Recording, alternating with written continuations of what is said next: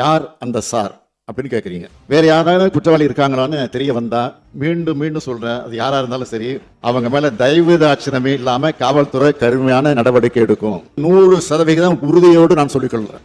சென்னையில் ஒரு மாணவி மீது நடத்தப்பட்டிருக்கக்கூடிய பாலியல் வன்கொடுமை என்பது மாபெரும் கொடூரம். அதை யாராலும் நிச்சயமாக ஏற்றுக்கொள்ள முடியாது. இது குறித்து இந்த அவையில உண்மையான அக்கறையோடு பல உறுப்பினர் பேசியிருக்கிறீங்க. இதை பயன்படுத்தி இந்த ஆட்சி மேல தவறான எண்ணத்தை உருவாக்குவதற்காகவும் சில உறுப்பினர்கள் பேசியிருக்கிறீங்க. பாதிக்கப்பட்ட பெண் அந்த பெண் பக்கம் நின்று அவருக்கு சட்டப்படி நியாயம் பெற்று தரக்கூடிய காரியத்தை தவிர தமிழ்நாடு அரசுக்கு வேறு எந்த நோக்கமும் இல்லை என்பதை தெளிவா உறுதியா ஆணித்தரமா முதலையே நான் சொல்லிக்க விரும்புகிறேன்.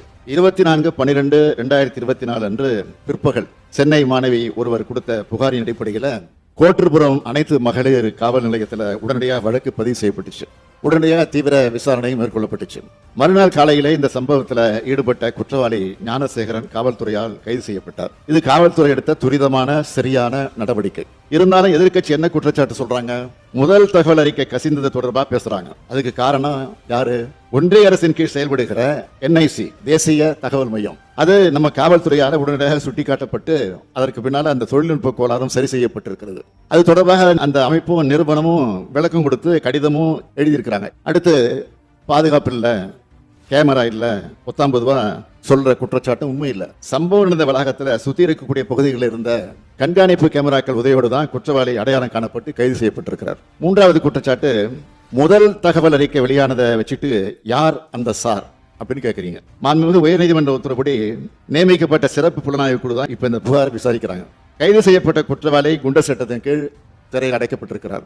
இந்த புலன் விசாரணையில வேற யாராவது குற்றவாளி இருக்காங்களான்னு தெரிய வந்தா, அது யாரா இருந்தாலும் சரி, மீண்டும் மீண்டும் சொல்றேன், அது யாரா இருந்தாலும் சரி, அவங்க மேல தயவு தாட்சணமே இல்லாம காவல்துறை கடுமையான நடவடிக்கை எடுக்கும்.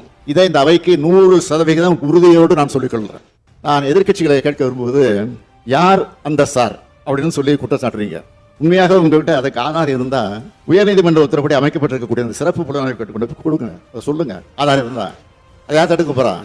அதை விட்டுட்டு ஒரு மாணவி சம்பந்தப்பட்ட சென்சிட்டிவான வழக்கில் வீண் விளம்பரத்துக்காக, குறுகிய அரசியல் லாபத்துக்காக மலிவான செயலை மீண்டும் மீண்டும் ஈடுபட வேண்டாம் என உங்ககிட்ட நான் கேட்டுக்கிறேன். நமது அரசு வந்ததுல இருந்து பார்த்திருக்கீங்க, பெண்கள் பாதுகாப்புக்கு எவ்வளவு முக்கியத்துவம் கொடுக்கிறோம், பெண்கள் எதிரான குற்றங்களை எவ்வளவு நடவடிக்கை எடுத்திருக்கிறோம் என்பது தமிழ்நாட்டு மக்களுக்கு நல்லா தெரியும். குறிப்பா பெண்களுக்கு எதிரான வழக்கில் 86 விழுக்காட்டுக்கு மேல 60 நாட்களுக்குள்ள குற்றப்பத்திரிக்கை தாக்கல் செய்யப்பட்டிருக்கு. மனசாட்சி இல்லாம பெண்களின் பாதுகாவலர்கள் மாதிரி பேசுறவங்க கடந்த அதிமுக ஆட்சியில பொள்ளாட்சியில் என்ன நடந்ததுன்னு கொஞ்சம் நினைச்சு பாருங்க. பாதிக்கப்பட்ட பெண்களில் ஒருவர் தனக்கு நேர்ந்த கொடுமையை பத்தி தன்னோட அண்ணன் கிட்ட சொல்றார். பிரச்சனைக்குரிய 4 பேரையும் அவரே பிடிச்சு